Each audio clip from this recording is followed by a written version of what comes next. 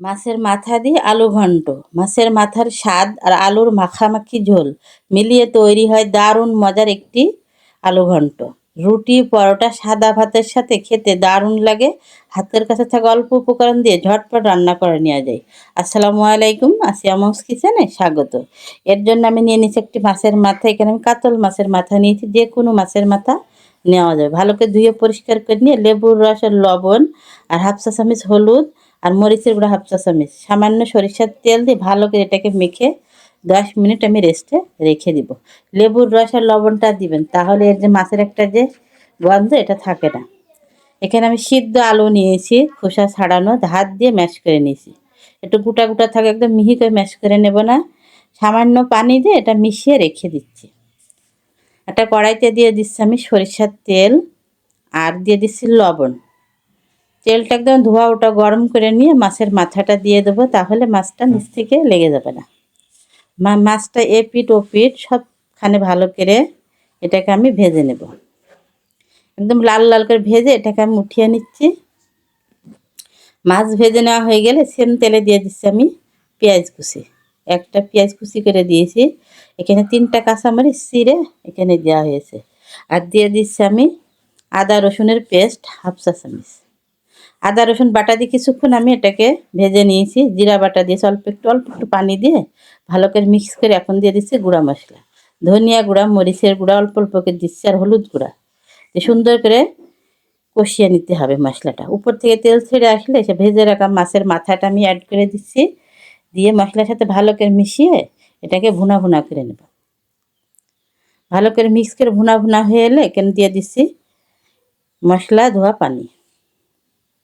এখানে আরেকটু পানি অ্যাড করব ঝোলের জন্য। মাছটা সুন্দর করে সিদ্ধ হওয়ার জন্য পানি অ্যাড করছি। সুন্দর করে মিশিয়ে নেওয়া হয়ে গেলে এটাকে আমি ঢাকা দিয়ে সিদ্ধ হতে দিচ্ছি মাছটা কিছুক্ষণ, ঝোলটা টেনে আসা পর্যন্ত। ঝোলটা যখন টেনে আসবে তখন মাছের মাথাটাকে এভাবে ভেঙে দিতে হবে। সম্পূর্ণ মাছটা আমি ভেঙে দেব। মাছের মাথাটা ভেঙে নেওয়া হয়ে গেলে পানিটা একদম যখন শুকিয়ে যাবে ঝোলটা, তখন এটাকে নামিয়ে নেব। একদম ভুনা ভুনা করে এটা রান্না করে মাছের মাথাটা নামিয়ে নিচ্ছে। এখন আমি কড়াইতে দিয়ে দিচ্ছি সরিষার তেল 1/3 কাপ, পেঁয়াজ কুচি দিয়ে দিচ্ছি হাফ কাপ। পেঁয়াজটা একদম লাল লাল করে ভেজে নেব। দিয়ে দিচ্ছি গোটা গরম মশলা, এলাচ, দারচিনি, লং, একটা কালো এলাচ। আদা রসুন বাটা দিয়ে দিচ্ছি 1 চা চামচ করে। আদা রসুনটা কিছুক্ষণ একটু কষিয়ে নিতে হবে। তারপর দিয়ে দিচ্ছি আমি জিরা বাটা 1 চা চামচ। মশলাটা কষানো হয়ে গেলে অল্প একটু পানি অ্যাড করব। ভালো করে মিক্স করে নেওয়া হয়ে গেলে এখানে আমি দিয়ে দেবো এখন টমেটোটা আগে দিতে হতো, আমি পরে দিচ্ছি ফ্রিজের টমেটো। আর দিয়ে দিচ্ছি আমি 2টা টমেটো ফালি করে কেটে দিয়েছি। মরিচের গুঁড়া 1 চা চামচ আর কাঁচা মরিচ চিড়ে 3 থেকে 4টে এখানে দিয়েছি। ধনিয়া গুঁড়া 1 চা চামচ আর দিয়ে দিচ্ছি স্বাদ মতন লবণ। হলুদ গুঁড়া হাফ চা চামচ একটু বেশি দিয়ে দিচ্ছি। আর দিয়ে দিচ্ছি অল্প একটু মরিচের গুঁড়া আর একটু। ঝালটা আপনারা টেস্ট অনুযায়ী দেবেন। আর এখানে দিয়ে দিচ্ছি গরম মশলার গুঁড়া। সব কিছু সুন্দর করে দিয়ে মিশানো হয়ে গেলে সুন্দর কষিয়ে নিতে হবে। মশলা কষানো যত ভালো হবে তাহলে আলুর এই টেস্টটা ভালো আসবে। আমার সেই ম্যাশ করা আলুটা এখানে দিয়ে দিচ্ছি। পানি দিয়ে ভিজিয়ে রাখলে কি একটু নরম হয়, এভাবে কষাতে সুবিধা হয়, মশলাটা ভালো করে ভিতরে প্রবেশ করে। কিছুক্ষণ আলুটা নেড়েছে মিশিয়ে নিয়ে একটু কষিয়ে আমি অল্প একটু পানি দিচ্ছি। পানি দিয়ে এভাবে কষিয়ে নিতে হবে। একবারই ঝোলের জন্য পানি দিবেন না, এভাবে অল্প একটু পানি দিয়ে সময় একটু কষিয়ে নেবেন। তাহলে আলুর যে একটা গন্ধ এটা থাকে না, আর স্বাদটাও কিন্তু বেড়ে যায়। প্রথমে পানি দিয়ে কষিয়ে নেওয়া হয়ে গেলে একদম শুকনো শুকনো হয়ে গেলে আবার ঝোলের জন্য আমি পানি অ্যাড করছি। ফাইনালি যে ঝোলের জন্য পানি দেওয়ার পরে এটা ভালো করে বলক ওঠার পরে এখন আমি দিয়ে দিচ্ছি সে রান্না করা মাছের মাথা। মাছের মাথাটা দিয়ে এটাকে নেড়ে চেড়ে মিক্স করে নেব।